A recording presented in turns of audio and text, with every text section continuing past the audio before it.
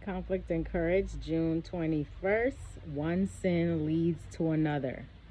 2 Samuel 11:27 says, "The thing that David had done displeased the Lord." When in ease and self-security he let go his hold upon God, David yielded to Satan and brought upon his soul the stain of guilt. He, the heaven-appointed leader of the nation, chosen by God to execute his law, himself trampled upon its precepts. He who should have been a terror to evildoers, by his own act strengthened their hands. Amid the perils of his earlier life, David, in conscious integrity, could trust his case with God. The Lord's hand had guided him safely past the unnumbered snares that had been laid for his feet.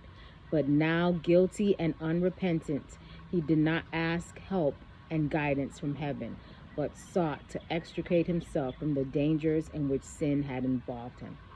Bathsheba, whose fatal beauty had proved a snare to the king, was the wife of Uriah the Hittite, one of David's bravest and most faithful officers. None could foresee what would be the result should the crime become known.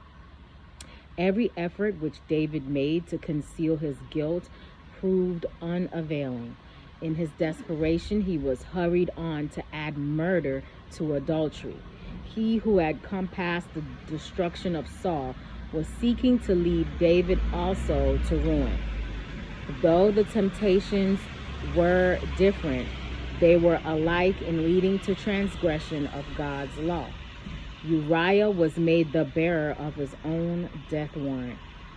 A letter sent by his hand to Joab from the king commanded, "Set you, Uriah, in the forefront of the hottest battle, and retire ye from him, that he may be smitten and die."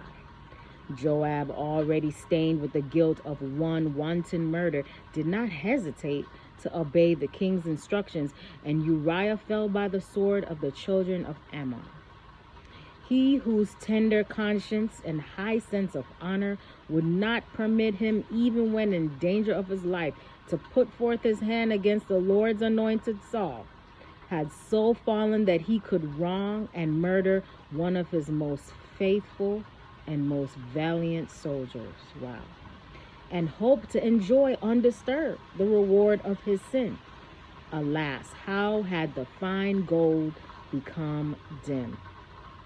How had the most fine gold changed? May we never betray God. Hope you have a great day today. Live courageously.